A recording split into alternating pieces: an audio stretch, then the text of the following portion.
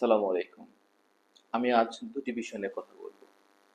এই দুটি বিষয় নিয়ে আমি অত্যন্ত চিন্তিত এবং হতাশ। বর্তমান সরকারের অনেক সফল এবং ভালো ভালো কাজের মাঝে এই দুটি অত্যন্ত গুরুত্বপূর্ণ কাজ, যা কিনা আমার মনে হয় আরো দক্ষতার সহিত করা উচিত ছিল। একটি হচ্ছে এই আন্দোলনে যারা হতাহত বা আহত হয়েছেন, আর দ্বিতীয় হচ্ছে এই ফ্যাসিবাদ সরকারের যে সকল নেতৃবৃন্দ পালিয়ে গেলেন। ১ মাস দীর্ঘ সময়, দীর্ঘ ১ মাসে এই আন্দোলনে যারা হতাহত হলেন তাদের অনেকেই আমরা শুনতে পাচ্ছি গলার চেইন বিক্রি করে তারা চিকিৎসা করতেছে। আজকে একটি নিউজ শুনতে পেলাম, একজন তার নবজাতক শিশুকে বিক্রি করে দিয়েছে তার চিকিৎসার জন্য। এটা এই জাতির জন্য অত্যন্ত দুঃখজনক। এটা তো হওয়ার কথা ছিল না।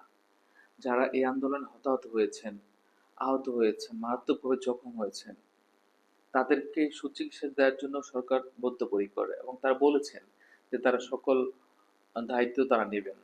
কিন্তু এটা কিন্তু সঠিক মনিটরিংটা করা হচ্ছে না। সঠিক প্রক্রিয়াটা ধারণ করা হচ্ছে না। যে সকল এই আন্দোলন কিন্তু শুধুমাত্র ঢাকা শহরেই হয় নাই। এই আন্দোলন সারা দেশব্যাপী হয়েছে। সারা দেশে বিভিন্ন জায়গায় বিভিন্নভাবে মানুষ হতাহত হয়েছে। তাদের সুচিকিৎসা নিশ্চিত করা যাচ্ছে না। কারণ হচ্ছে একটা সমন্বিত প্রয়াস নেওয়া হয়নি। সমন্বিত প্রয়াস যদি নেওয়া হইতো তাহলে প্রত্যেকটা মানুষই সরকারের নেয়া উদ্যোগের সুবিধাভোগী হইতো। এটা হইতে এখন যদি একটা মানুষ উপজেলা হাসপাতালে বা বেসরকারি হাসপাতালে বা জেলা হাসপাতালে ভর্তি হওয়ার পরে সেখানে ওই পরিমাণ তাকে চিকিৎসা দেওয়ার জন্য উপযুক্ত ফ্যাসিলিটি যদি সেই সকল হসপিটালগুলোতে না থাকে, তাহলে তাকে ওই হসপিটাল থেকে সরাসরি উপযুক্ত হসপিটাল, তাকে যদি চক্ষু হাসপাতালে রেফার করার প্রয়োজন হয় চক্ষু হাসপাতালে, তাকে যদি পঙ্গু হাসপাতালে রেফার করার প্রয়োজন হয় পঙ্গু হাসপাতালে, ঢাকা মেডিকেল প্রয়োজন হলে ঢাকা মেডিকেলে, যেখানে প্রয়োজন চিকিৎসকগণ সেই হসপিটালে সরাসরি রেফার করে দেবেন। এবং সেই সকল হাসপাতালগুলো কোনো প্রকার বাক্য বিনিময় ছাড়াই তাদের উপযুক্ত চিকিৎসা নিশ্চিত করবেন। ব্যবস্থাটা যদি এমন করা হতো তাহলে আমার ধারণা সকলেই এই চিকিৎসার আওতায় আসতে পারতো।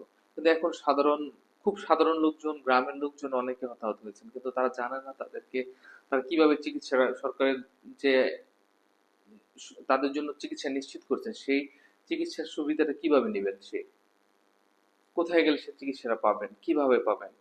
এগুলোর জন্য যদি কোনো সেল তৈরি করা হতো, এগুলোর জন্য যদি কোনো সমন্বিত প্রয়াস নেওয়া হতো সরকারিভাবে এবং স্থানীয় ছাত্র প্রতিনিধিদের মাধ্যমে, স্থানীয় যুব প্রতিনিধিদের মাধ্যমে, স্থানীয় রাজনীতিবিদদের মাধ্যমে, অথবা স্থানীয় প্রশাসনের মাধ্যমে, আমার মনে হয় সেটা অত্যন্ত উম, ফলপ্রসূ হতো। এতে করে সাধারণ মানুষের ভোগান্তির অনেক কমে যেত। যারা হতাহত হচ্ছেন তারা তো এমনিতে একটা ভোগান্তির মধ্যে আছেন। আর দ্বিতীয়ত হচ্ছে এই ফেসিবাদ সরকারের সকল এমপি মন্ত্রীরা পালিয়ে যাচ্ছে। ১ মাস দীর্ঘ সময়। এত সময়ের মধ্যে তাদেরকে কেন গ্রেফতারে আওতায় আনা হলো না? তাহলে কি আইন শৃঙ্খলা বাহিনী বা সরকার এই আশায় আছেন যে মানুষ তাদের বিরুদ্ধে আহ মামলা করবেন, তারপরে এই মামলার অভিযোগের ভিত্তিতে তাদেরকে গ্রেফতার করা হবে?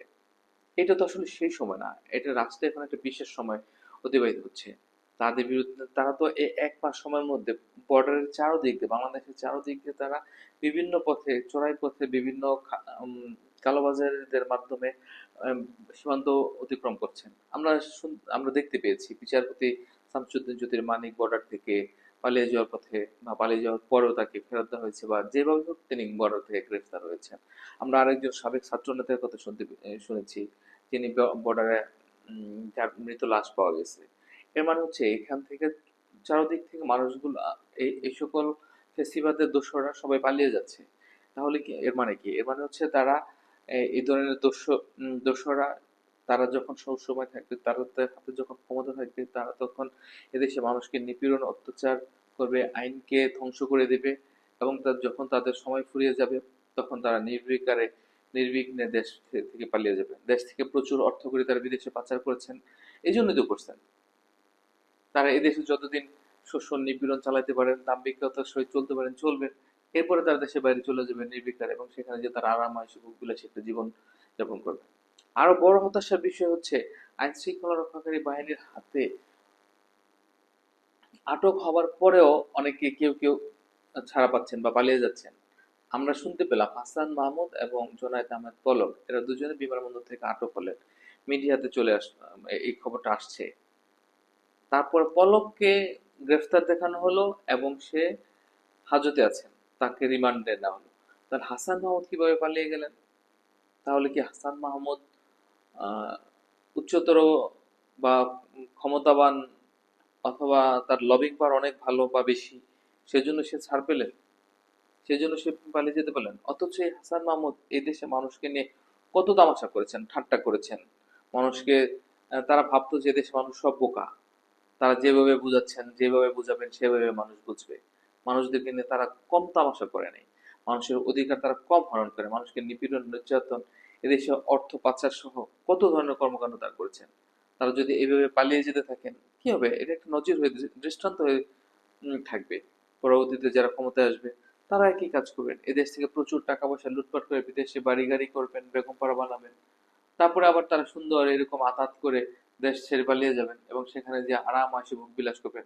কিন্তু এদেশে আমরা যারা সাধারণ জনগণ, আমাদের ভাগ্যের, আমাদের অধিকারের, আমাদের ন্যায্যতার কি কোনো উন্নতি হয়েছে বা কোনো উন্নতি হবে? অতএব এই সরকারের সময় পেরিয়ে যাচ্ছে, সকল কাজের জন্য সময় পাওয়া যায় না। যারা শহীদ হয়েছেন তাদের জন্য হয়তো আমরা একটা সময় পেতে পারি, তাদের জন্য নির্দিষ্ট তালিকা করা, তালিকা অনুযায়ী সঠিকভাবে যাচাই বাছাই করে তাদের জন্য উপযুক্তভাবে তাদের উম, আহ, পুনর্বাসন করা, যাই হোক মানে অথবা তাদেরকে ক্ষতিপূরণ দেওয়া, পুনর্বাসিত করা, তাদের পরিবারকে একটা সামাজিক নিরাপত্তা বেষ্টনীর মধ্যে নিয়ে আসা, অনেকভাবে করা যায়। কিন্তু যারা অসুস্থ আছেন, এটা কিন্তু উম, এক মাস অনেক সময়, এক মাসে কিন্তু অনেক মানুষ মারা যাবে, অনেক মানুষ পঙ্গুত্ব বরণ করবে, এক মাসে সুচিকিৎসা না পাওয়ার কারণে অনেকে হাত পা বিকলাঙ্গ হয়ে যাবে। এটা কিন্তু আর পরে পাওয়া যাবে না। অতএব আমার জোর দাবি থাকবে, যারা অসুস্থ হয়েছেন, যারা, তাদেরকে যেন সুচিকিৎসার আওতায় অতি দ্রুত নিয়ে আসা হয়, অন্যথায় এইসব লোকগুলো সারাটা জীবন দুর্ভোগের মধ্যে কাটাবে।